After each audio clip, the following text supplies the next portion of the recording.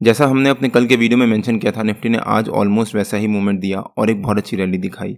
हमने आज 3 level share किए थे, 22,500, 22,550 और 48,100 कॉल, और तीनों ने हमें बहुत अच्छा प्रॉफिट दिया। इनफैक्ट बैंक निफ्टी 48,100 कॉल में तो हमारा पैसा डबल से भी ज़्यादा हो गया। तो इस वीडियो में हम देखेंगे कि मैंने वो लेवल्स क्यों शॉर्टलिस्ट किए थे। उसके बाद देखेंगे कि निफ्टी की कल की मूवमेंट और कल के लेवल्स क्या रह सकते हैं। अगर आपको भी जानना है कि मैंने वो लेवल्स क्यों शॉर्टलिस्ट किए थे सो दैट आप खुद अपने लेवल्स निकाल सको, तो वीडियो बिना स्किप करे एंड तक जरूर देखिएगा।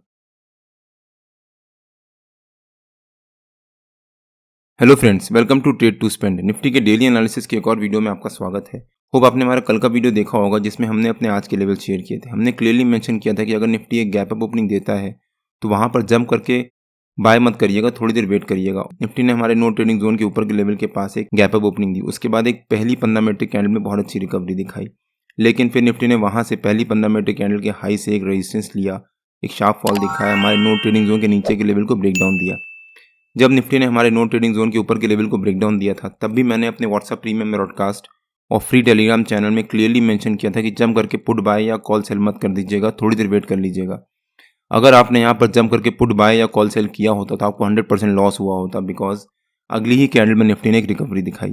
जब निफ्टी ने यहाँ पर रिकवरी दिखाई और हमारे नो ट्रेडिंग जोन के ऊपर के लेवल को दोबारा ब्रेकआउट दिया, प्लस निफ्टी का जो 50 EMA का लेवल था उसको भी ब्रेकआउट दिया, तब मैंने यहाँ पर अपने व्हाट्सएप प्रीमियम ब्रॉडकास्ट में शेयर किया था कि मैं 22,500 का वीकली कॉल बाय कर रहा हूँ 143 रुपीज़ पे। और जब यहाँ पर हमारी बाइंग ट्रिगर हुई तब 143 रुपीज़ से 228 रुपीज़ तक गया और वहाँ पर हमारे को बहुत अच्छा प्रॉफिट हुआ।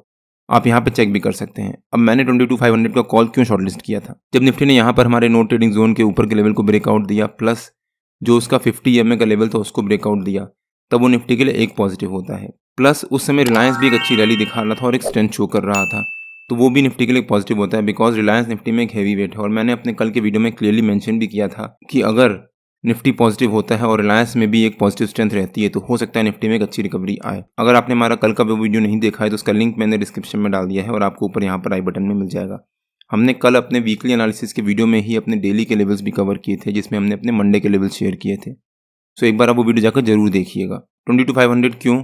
क्योंकि उस समय निफ्टी की जो क्लोजिंग थी वो 22,480 की थी। 22,480 और 22,500 हमारा एट द मनी बन जाता है, जिस वजह से हमने 22,500 का कॉल बाय किया था और वहाँ पर हमारे को एक बहुत अच्छी रिकवरी मिली और एक अच्छा प्रॉफिट हुआ।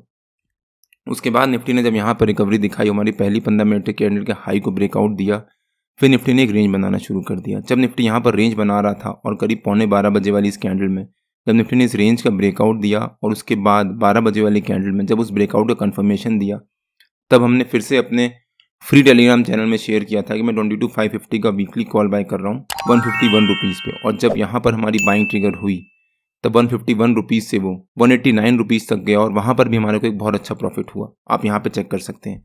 अगेन मैंने वहाँ पर क्यों शॉर्टलिस्ट किया था कि मैं 22,550 का वीकली कॉल बाय कर रहा हूँ, बिकॉज जो निफ्टी की कंफर्मेशन वाली कैंडल थी इसका जो हाई था वो 22,570 के आसपास था।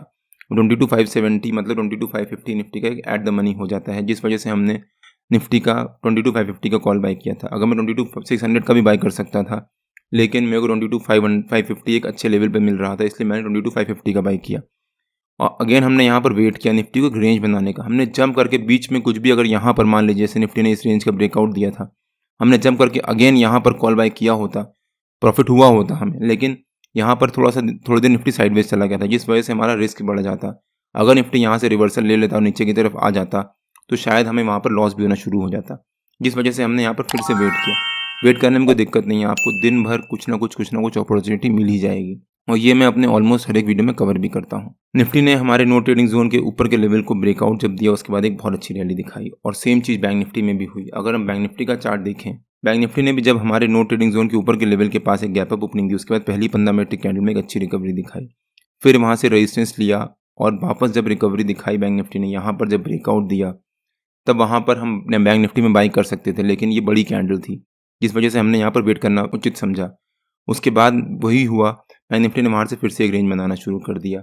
जब बैंक निफ्टी ये रेंज बना रहा था और करीब 11:15 बजे जब बैंक निफ्टी ने इस रेंज का ब्रेकआउट दिया था, तब हम यहाँ पर जंप करके बैंक निफ्टी में कॉल बाय कर सकते थे, लेकिन उस समय मैं निफ्टी में फोकस कर रहा था, जिस वजह से मैंने यहाँ पर ये अपॉर्चुनिटी मिस कर दी। जैसा मैंने अभी मेंशन किया कि कोई दिक्कत नहीं है, हमें फिर से अपॉर्चुनिटी मिलेगी, और वही हुआ। बैंक निफ्टी ने उसके बाद एक रिकवरी दिखाई, फिर एक रेंज बनाना शुरू किया उसके बाद जब यहाँ पर पौने 1 बजे वाली कैंडल में जब बैंक निफ्टी ने इस रेंज का ब्रेकआउट दिया, तब मैंने यहाँ पर अपने व्हाट्सएप प्रीमियम ब्रॉडकास्ट में फिर से शेयर किया था कि मैं 49,100 का वीकली कॉल बाय कर रहा हूँ 225 रुपीज़ पे। और जब यहाँ पर हमारी बाइंग ट्रिगर हुई तब वो 225 रुपीज़ से 485 रुपीज़ तक गया और वहाँ पर हमारे को एक बहुत अच्छा प्रॉफिट हुआ और वहाँ पर हमारा पैसा मोर देन डबल हो गया।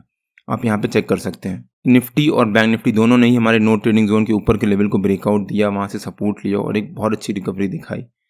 निफ्टी और बैंक निफ्टी के नो ट्रेडिंग जोन्स में डेली बेसिस पे अपने यूट्यूब चैनल में शेयर करता रहता हूँ। अगर आपने मेरा यूट्यूब चैनल सब्सक्राइब नहीं किया है तो प्लीज़ सब्सक्राइब कर लीजिएगा और बेल आइकन जरूर हिट कर लीजिएगा सो दैट जब भी मैं अपना अगला वीडियो पोस्ट करूँ आपको नोटिफिकेशन आ जाए। होप आपको आइडिया हुआ होगा कि मैंने वो तीनों कॉल्स 22,500, 22,550 और 49,100 क्यों शॉर्टलिस्ट किए थे। अगर आपकी कुछ क्वेरीज हो तो प्लीज़ कमेंट से बताइए, मैं उसका आंसर देने की पूरी कोशिश करूँगा।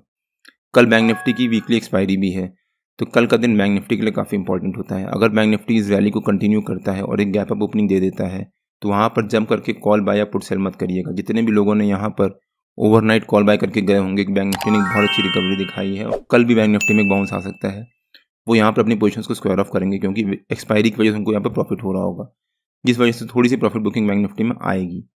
जब प्रॉफिट बुकिंग आएगी उसके बाद जब बैंक निफ्टी रिवर्सल लेगा तब हमारे को अपॉर्चुनिटी मिलेगी। बैंक निफ्टी के जो भी लेवल्स होते हैं वो रेगुलर बेसिस पे मैं अपने फ्री टेलीग्राम चैनल में पोस्ट करता रहता हूँ।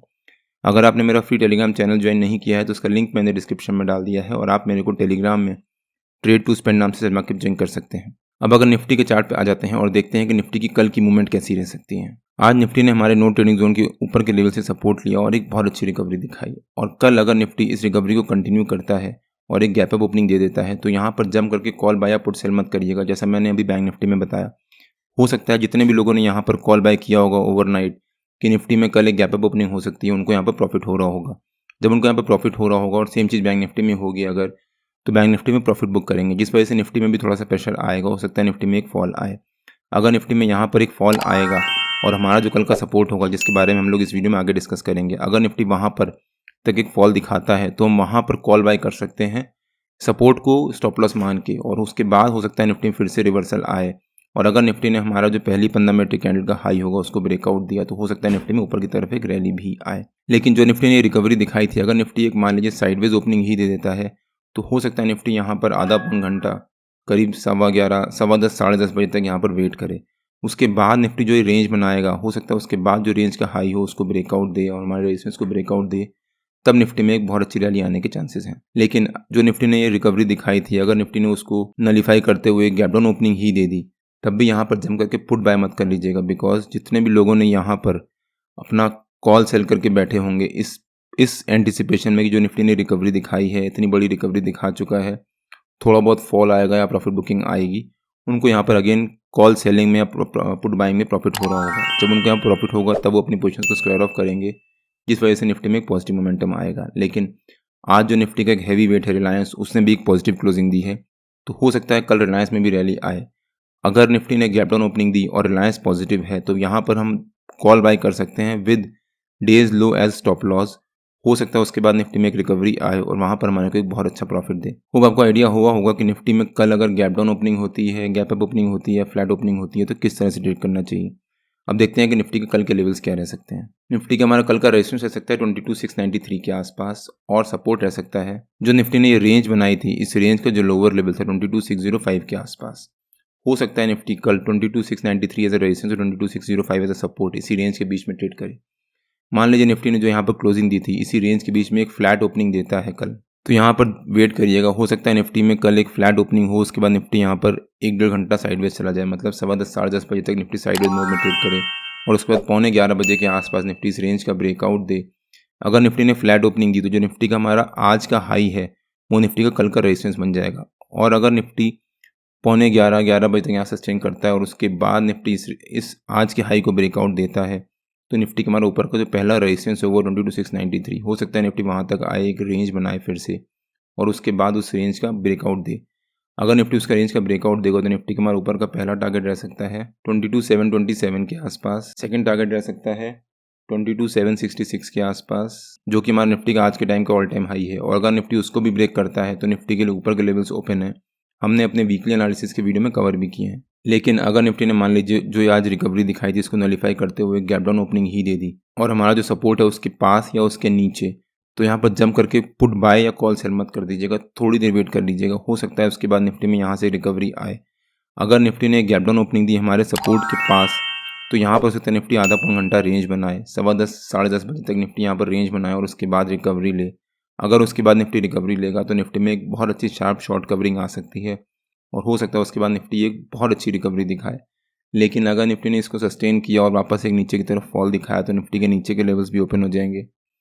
निफ्टी का हमारा नीचे का पहला टारगेट रह सकता है 22,575 के आसपास, सेकंड टारगेट रह सकता है 22,544 के आसपास और थर्ड टारगेट रह सकता है 22,505 के आसपास। हो सकता है निफ्टी अगर एक गैप डाउन ओपनिंग देने के बाद एक रेंज बनाए और उसके बाद उस रेंज का ब्रेकडाउन दे तो निफ्टी में नीचे के तीनों टारगेट्स बड़ी तेजी से अचीव करे।